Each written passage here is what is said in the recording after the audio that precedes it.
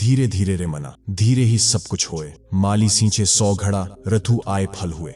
दोस्तों, कबीरदास जी का यह प्रसिद्ध दोहा यह कहना चाहता है कि इंसान को अपने मन में हमेशा धैर्य रखना चाहिए, क्योंकि सब कुछ धीरे धीरे ही होता है। अगर कोई माली एक ही दिन में किसी पौधे को 100 घड़े पानी से भी सींच दे, तब भी फल तो मौसम आने पर ही लगेंगे। इसीलिए जीवन में बड़ी सफलताओं का स्वाद चखने के लिए इंसान के भीतर धैर्य का होना बेहद आवश्यक है। चाहे जॉब में करियर बनाना हो, बिजनेस सेट करना हो या फिर अपने सपनों को पूरा करना हो, सब्र सफलता के सफर में मील के पत्थर का काम करता है। आज की इस भागदौड़ भरी दुनिया में, जहां हम 2 मिनट में बन जाने वाली मैगी की तरह सब कुछ जल्दी से हासिल कर लेना चाहते हैं, जिसके चलते सब्र और धैर्य जैसे कॉन्सेप्ट कहीं पीछे छूटते जा रहे हैं। आज की इस वीडियो में हम धैर्य और बड़ी सफलताओं को हासिल करने में धैर्य यानी पेशेंस कितनी महत्वपूर्ण भूमिका निभाता है, इस बारे में विस्तार से जानेंगे। एक कहानी के माध्यम से एक बार एक व्यक्ति एक महात्मा जी के पास जाता है और उनसे कहता है, मुनिवर, मेरे साथ एक बहुत बड़ी समस्या है कि मैं किसी एक लक्ष्य पर लंबे समय तक टिक नहीं पाता हूँ। मैं अक्सर उत्साह में आकर अपने लिए कोई एक लक्ष्य निर्धारित कर लेता हूँ और कुछ समय तक उस पर काम भी करता हूँ, लेकिन कुछ समय पश्चात जब मुझे मनचाहे परिणाम नहीं मिलते तो मेरा मन उस काम से ऊबने लगे, भटकने लगे। फिर मैं उस काम को छोड़कर किसी दूसरे काम को अपना लक्ष्य बना ले, और फिर उस लक्ष्य के साथ भी यही हो।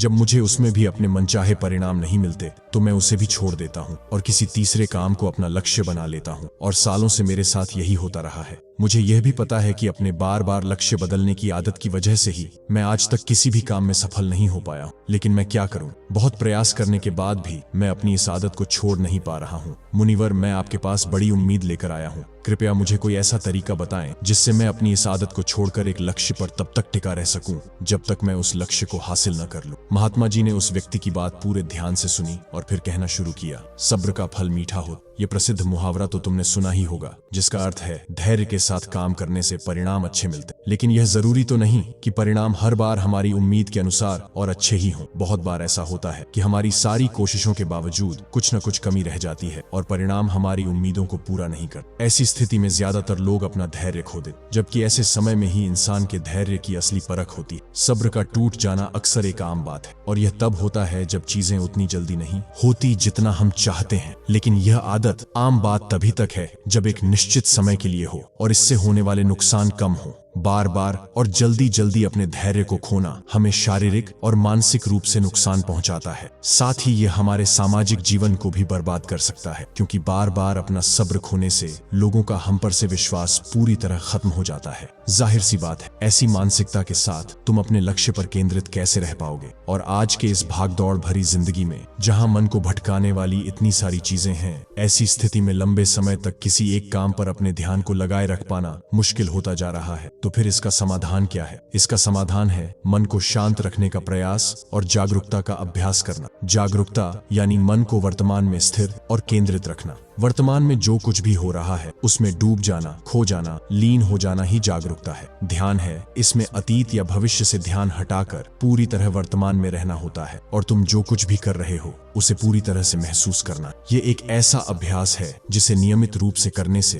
तुम इसे जिंदगी के हर पहलू में लागू कर सकते हो। जागरूकता और ध्यान का अभ्यास करने के कई गजब के शारीरिक और मानसिक फायदे होते हैं। जैसे इसके नियमित अभ्यास से अच्छी नींद आती है, तनाव कम होता है, इंसान पूरे दिन हल्का और खुश महसूस करता है, साथ ही मन शांत रहता है और एकाग्रता भी बढ़ती है, जिससे लोग अपने काम पर अच्छे से ध्यान दे पाते हैं। ध्यान और जागरूकता का महत्व और इसके फायदों के बारे में जानने के बाद अब अगला प्रश्न उठता है कि जागरूकता का अभ्यास कैसे करना है और कौन सी जरूरी बातों का ध्यान रखना है। तो सबसे पहले तुम्हें एक मजबूत इरादा बनाना चाहिए, और इसके फायदों को ध्यान में रखते हुए तुम्हें यह अच्छे से पता होना चाहिए कि तुम जागरूकता या ध्यान का अभ्यास क्यों करना चाहते हो। जब इसके पीछे कोई मजबूत कारण होगा, तभी तुम इस अभ्यास को लंबे समय तक कर पाओगे। जैसे किसी के लिए यह कारण अपना तनाव कम करना हो सकता है, कुछ लोगों के लिए अच्छी नींद आना। तो सबसे पहले तुम्हें यह तय करना है कि ध्यान या जागरूकता के अभ्यास के पीछे का तुम्हारा अपना कारण क्या है। अब जब तुमने तय कर लिया कि तुम्हें अभ्यास क्यों करना है, तो सबसे पहले तुम्हें अपने अतीत और भविष्य के फालतू विचारों को बाहर का रास्ता दिखाना है। तुम्हें यह पता होना चाहिए कि तुम्हारी ऊर्जा अतीत के लिए पश्चाताप या भविष्य की चिंता करने के लिए नहीं है, बल्कि अपने वर्तमान पर ध्यान देकर अपने जीवन को एक नई दिशा देने के लिए है। तुम्हें अपने आज के लक्ष्यों पर ध्यान देकर अपने भविष्य की बागडोर अपने हाथों में लेनी है। अब यहाँ जागरूकता के अभ्यास में दूसरी बात आती है ध्यान देने की, यानी खुद को एकाग्रचित करने की। और इसके कई तरीके हैं। पहला,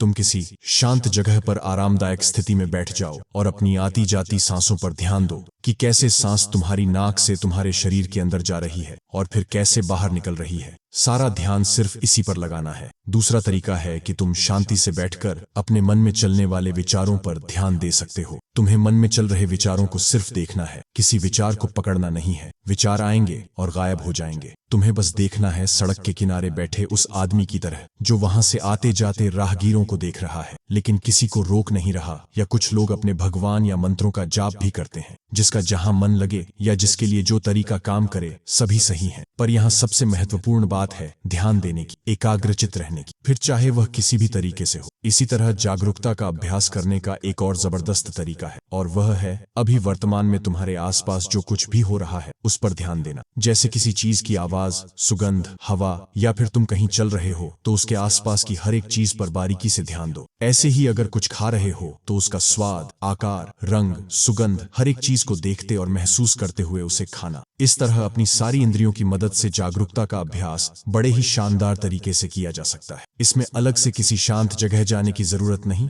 बल्कि जो कुछ भी तुम कर रहे हो बस उसे महसूस करना है। अपनी जिंदगी में हर इंसान कभी न कभी ऐसी स्थिति में जरूर पहुंचता है जहां उसे लगता है कि वह अटक चुका है, उसे आगे कोई रास्ता नजर नहीं आता, उसकी सफलता रुक सी जाती है। असल में हम कितनी ही सटीक योजना क्यों न बना लें, कुछ बाहरी परिस्थितियां हमारे हाथ में नहीं होती या फिर कभी हम अपनी क्षमताओं का सही अनुमान नहीं लगा पाते और ऐसे लक्ष्य तय कर लेते हैं जो उस समय हमारे लिए हासिल कर पाना लगभग असंभव होता है। तो ऐसी स्थिति में सब कुछ छोड़ देने का मन करता है। इसी वजह से ज्यादातर लोग लक्ष्य तो निर्धारित कर लेते हैं लेकिन अपनी योजना पर लंबे समय तक काम नहीं कर पाते और हार मानकर अपना लक्ष्य बदल देते हैं या फिर योजना। जबकि बहुत बार ऐसे पलों में बस एक धक्के की जरूरत पड़ती है जो हमें फिर से उत्साहित कर सके। जब किसी काम में हमारी प्रगति हमारी उम्मीद से कम होती है या फिर नहीं होती, तब हम सबसे पहले उस काम को ही छोड़ देना चाहते हैं। ये स्वाभाविक है क्योंकि यही सबसे आसान काम लगता है उस समय। लेकिन यही बात सबसे खतरनाक भी है क्योंकि अगर बार बार हार मान लेने की आदत पड़ गई तो फिर किसी भी काम में सफल होना तुम्हारे लिए बहुत मुश्किल हो जाएगा। ऐसी स्थिति में तुम्हें अपनी मानसिकता बदलने की जरूरत है। सबसे पहले जो हो रहा है उसका सही मूल्यांकन करना,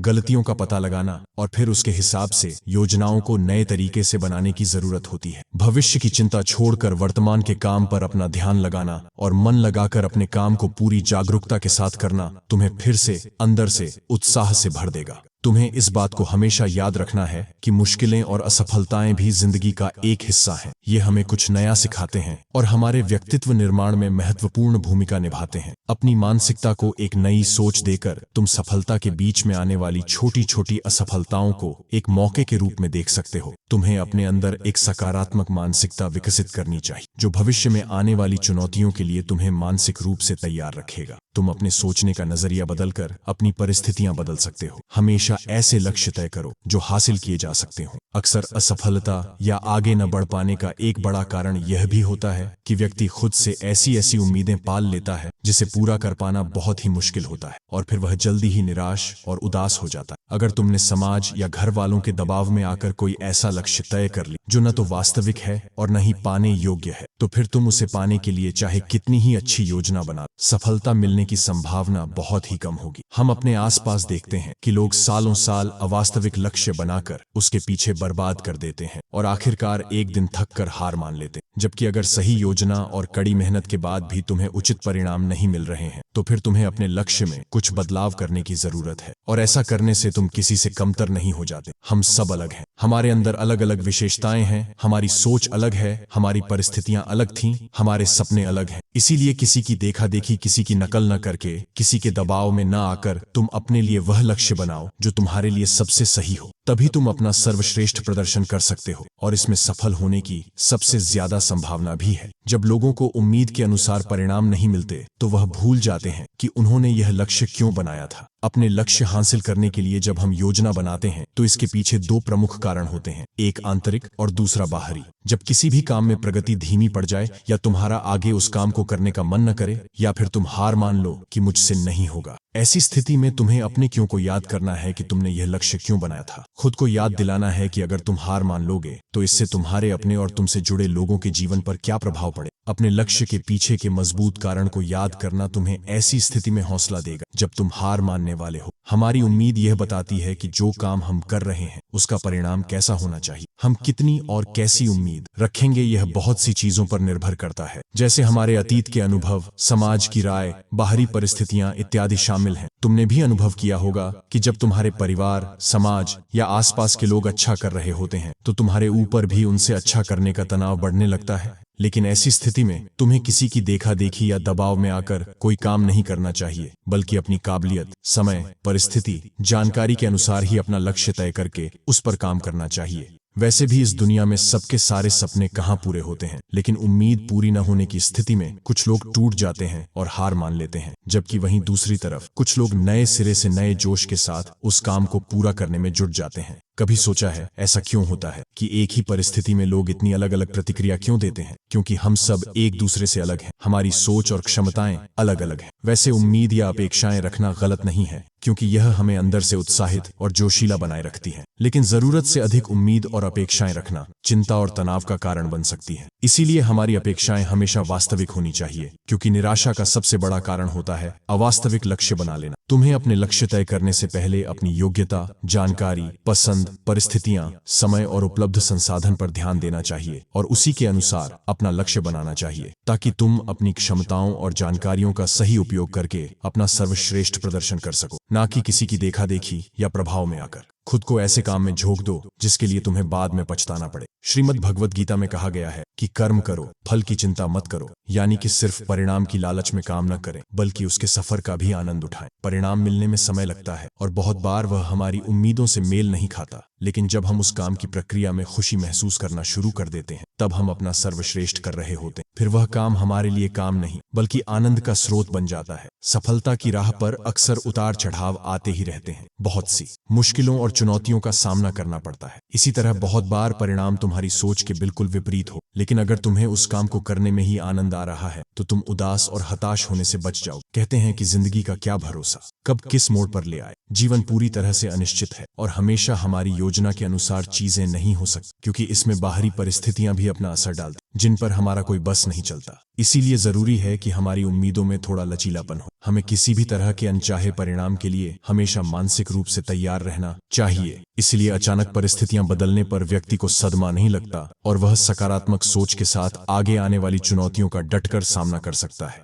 धैर्य टूटने और निराशा में डूबने का अगला सबसे बड़ा कारण है दूसरों से अपनी तुलना करना। क्या चीते की रफ्तार की तुलना हाथी की चाल से करके इन दोनों में से किसी एक को दूसरे से कम समझना सही है? क्या शेर और मगरमच्छ की तुलना की जा सकती है? ये दोनों ही अपने क्षेत्र के धुरंधर हैं। ऐसे ही हम सब भी एक दूसरे से अलग हैं। हमारा व्यक्तित्व अलग है, इसीलिए तुलना किसी भी प्रकार से फायदेमंद नहीं होती। हर किसी का अतीत अलग था, परिस्थितियां अलग थीं, परवरिश अलग थी। दूसरों से बेवजह की तुलना करना हमें तनाव में डाल सकता है, जो हमारे काम और स्वास्थ्य दोनों के लिए सही नहीं है। इसीलिए दूसरों से अपनी तुलना करने की बजाय अपने काम पर ध्यान लगाओ। लक्ष्य हासिल करने की दिशा में मनचाहे परिणाम न मिलने पर कभी खुद को दोष मत दो। खुद के प्रति ज्यादा कठोर होना भी सही नहीं है, क्योंकि लगातार खुद को दोष देते रहने से हालात तो बदलेंगे नहीं, बल्कि तुम्हारा आत्मविश्वास और आत्मसम्मान बुरी तरह से प्रभावित होगा, जिसका परिणाम यह होगा कि तुम फिर नए तरीके से शुरुआत करने में खुद को बेबस महसूस करोगे। कहते हैं जैसा इंसान सोचता है एक दिन वैसा ही बन जाता है। इसीलिए यह जरूरी है कि हम इस बात को लेकर जागरूक रहें कि हमारे मन में किस तरह के ख्याल ज्यादा आते हैं। खास तौर पर सोने से ठीक पहले और सुबह उठने के ठीक बाद आने वाली विचार हमारी जिंदगी बदल देने वाले होते हैं, क्योंकि रात में सोने से पहले हम जो सोचते हैं हमारा अवचेतन मन पूरी रात उस पर काम करता है। कबीरदास जी ने एक बार कहा था कि निंदक नियरे राखिए, आंगन कुटी चबाएं, बिन पानी साबुन बिना निर्मल करें। सुभाष यानी हम अपने आसपास ऐसे लोग जरूर रखने चाहिए जो बिना किसी डर, संकोच और लाग लपेट के पूरी ईमानदारी से हमें हमारी गलतियों और कमजोरियों के बारे में बता सकें। लेकिन इसमें ध्यान देने वाली बात यह है कि वह हमारे शुभचिंतक होने चाहिए, हमें सही से समझने चाहिए, क्योंकि सिर्फ तारीफ करके अपना काम निकलवाने वाले लोग हमें गलत रास्ता दिखा सकते हैं, वहीं सिर्फ कमियां ढूंढने वाले लोग हमें निरुत्साहित कर सकते हैं। हमें सही लोगों की पहचान करनी आनी चाहिए। जिस तरह से तुम अपनी तारीफ को खुले दिल से स्वीकार करते हो, उसी तरह अपनी आलोचनाओं को भी स्वीकार करना सीखना हो। तभी तुम खुद को बेहतर बना पाओगे और अपने लक्ष्य को हासिल कर पाओगे। जीवन में मुश्किलें या चुनौतियां आने पर सबसे पहले वही लोग अपना धैर्य खोते हैं जिनका मन अशांत और बेचैन होता है, यानी जिनके मन और शरीर के बीच का तालमेल ठीक नहीं होता। तो अगर लोग अपने मन और शरीर के बीच ठीक से तालमेल बिठाना सीख लें, यानी खुद को शांत रखना सीख लें, तो वह ज्यादा धैर्य और आत्मविश्वास के साथ आने वाली चुनौतियों का सामना कर सकते हैं। तो अब प्रश्न उठता है कि शरीर और मन के बीच संतुलन कैसे बनाया जाए। तो ऐसा करने के बहुत से तरीके हैं, जैसे हर सुबह ध्यान का अभ्यास करना, गहरी सांसें लेना, जागरूकता का अभ्यास करना, प्रकृति के साथ जुड़ना, योग और प्राणायाम जैसे अभ्यासों को अपने जीवन का हिस्सा बनाना इत्यादि। एक और चीज जो व्यक्ति को ज्यादा धैर्यवान और खुशहाल बनाती है वह है आभार व्यक्त करना। जब इंसान का पूरा ध्यान उस चीज पर होता है जो उसके पास नहीं है, तो यह बात उसके अंदर बेचैनी पैदा करती है। फिर वह इस बेचैनी में आकर अपना धैर्य खो देता है और ऐसे निर्णय लेने लगता है जो उसे सफलता की ओर ले जाते हैं। फिर यह असफलता उसे और बेचैन कर देती है और फिर इस तरीके से यह एक चक्र बन जाता है जिस पर व्यक्ति उलझ कर रह जाता है। आभार व्यक्त करना एक ऐसा अभ्यास है जिसमें हम जानबूझकर जिंदगी में होने वाली अच्छी चीजों पर ध्यान देते हैं और उसके लिए खुशी महसूस करते हैं। हमें हर दिन थोड़ा समय निकालकर हर उस छोटी से छोटी चीज के लिए भी आभार प्रकट करना चाहिए जिसने हमारे जीवन को खुशहाल, समृद्ध और आसान बनाया है। धन्यवाद अदा करने का यह अभ्यास हमारी मानसिकता को बदलकर हमारे अंदर धैर्य विकसित करने में एक महत्वपूर्ण भूमिका निभाता है। अगली चीज जो इंसान के अंदर धैर्य विकसित करती है वह है अपने समय का सही उपयोग करना। तुमने देखा होगा कि कुछ लोग अक्सर समय की कमी का रोना रोते रहते हैं, जबकि यह सबके पास एक बराबर है। दिन के 24 घंटे और हफ्ते के 7 दिन। इसी समय का सही उपयोग करके कुछ लोग बहुत बड़ी सफलता हासिल कर लेते हैं, तो कुछ लोग ठीक से अपने दिन का काम ही खत्म नहीं कर पाते। इन दोनों ही प्रकार के लोगों में सिर्फ एक ही फर्क है और वह है अपने समय का सही उपयोग करना। समय का सही उपयोग करने की दिशा में पहला कदम है अपनी प्राथमिकताएं तय करना, यानी उन कामों को निश्चित करना जो हमारे लिए सबसे ज्यादा जरूरी हैं। फिर उन्हें पूरा करने की योजना बनाकर एक समय सीमा तय करना। काम पूरा करने की समय सीमा निश्चित करना जरूरी है, क्योंकि यही हमें अनुशासित रखती है, वरना टाल मटोल करना तो इंसानी स्वभाव है। अपने दूर के बड़े लक्ष्यों को तय करने के बाद उनको पूरा करने की योजना को दिन, हफ्ते और महीनों में बांटना भी जरूरी है, क्योंकि यह हमारे काम को बहुत आसान बना देता है। जब इंसान के पास अपने काम को पूरा करने की एक अच्छी योजना होती है, तो फिर फालतू के कामों में अपना समय बर्बाद करना भी कम हो जाता है और हम अनुशासित बने रहते हैं। कभी कभी ऐसा होता है कि हमने लक्ष्य बना लिया, योजना भी बना ली, दिन, हफ्ते और महीनों में उसे तोड़ भी लिया, लेकिन कभी कोई मेहमान आ गया या फिर किसी दोस्त ने कभी कहीं जाने की बात कर दी, तो हमारी सारी योजना ही खराब हो जाती है। लेकिन अगर ज्यादा जरूरी नहीं है तो फिर ऐसी स्थिति में हमें ना कहना भी आना चाहिए, क्योंकि हर समय हर किसी के लिए उपस्थित रहना हमें हमारे लक्ष्य से भटका देता है। लेकिन ज्यादातर लोगों के लिए न कह पाना बहुत मुश्किल होता है। कुछ लोग तरह तरह के बहाने बनाते हैं, तो कुछ लोग नजरअंदाज करके बचने की कोशिश करते हैं, लेकिन यह एक सही तरीका नहीं है। हमें अपने काम और स्थिति के बारे में बताते हुए उन्हें मना करने का उचित कारण देना चाहिए। अगर वह लोग सच में हमारे शुभ चिंतक या हमें समझने वाले होंगे तो वह हमारे साथ बहस या जबरदस्ती नहीं करेंगे। इस दुनिया में जितनी भी बड़ी हस्तियां हुई हैं, सभी में एक बात समान है कि उन्होंने समय और धैर्य का महत्व समय रहते समझ लिया था। जब हमें कोई दूरगामी लक्ष्य हासिल करने होते हैं तो उसकी सफलता के लिए धैर्य का होना बेहद आवश्यक है। यह बात उन सब ने जान ली थी। कुछ लोग धैर्य और सब्र को गलत तरीके से समझते हैं। उन्हें लगता है कि हाथ पर हाथ रखकर इंतजार करना ही धैर्य है, जबकि धैर्य एक सतत चलने वाला कर्म है। धैर्य के साथ लगातार परिश्रम करना भी जरूरी है, तभी अपना लक्ष्य हासिल कर सकते हैं। लक्ष्य हासिल करने की दिशा में धैर्य को विकसित करने के लिए कुछ बातों को ध्यान में रखना बेहद जरूरी है। जल्दबाजी में निर्णय लेने पर ज्यादा संभावना है कि हमारा निर्णय गलत दिशा में होगा। इसीलिए कोई भी निर्णय लेने से पहले इसके फायदे और नुकसान पर सोचना और उसके बाद सही से निरीक्षण करके उचित निर्णय लेना ही निर्णय लेने का सही तरीका है। लेकिन इतनी लंबी प्रक्रिया के लिए हमारे अंदर धैर्य होना चाहिए। हमें तुरंत परिणाम हासिल करने के चक्कर में जल्दबाजी नहीं करनी चाहिए, क्योंकि छोटा रास्ता कभी सही नहीं होता। भावनाओं में बहकर निर्णय लेना भी खतरे से खाली नहीं होता। अगर धैर्य के साथ सभी उपलब्ध विकल्पों के बारे में अच्छे से जानकारी लेकर अपनी समझ का सही उपयोग करके उसमें से अपने लिए सही निर्णय लेते हैं, तो हमारी सफलता की संभावना सबसे ज्यादा होती है। और जब किसी काम की शुरुआत इस तरीके से होती है तो समझो आधा काम पूरा हो गया। हमें लक्ष्य हासिल करने के लिए लगातार कोशिश करने और एकाग्रचित बने रहने की जरूरत होती है। जब हमें तुरंत परिणाम नहीं मिलता, भटकाव आसान हो जाता है। कुछ लक्ष्य ऐसे होते हैं जिनके लिए कितना ही प्रयास कर लिया जाए, लेकिन उन्हें एक निश्चित समय के बाद ही हासिल किया जा सकता है। लेकिन इतने समय तक लक्ष्य की तरफ केंद्रित रहना आसान काम नहीं। इसके लिए सही योजना, दृढ़ इच्छा शक्ति और धैर्य की जरूरत पड़ती है। धैर्य हमें अनुशासित भी बनाता है और काम के बीच में भटकाव और चिंता से दूर रखता है। तुरंत मिलने वाले परिणाम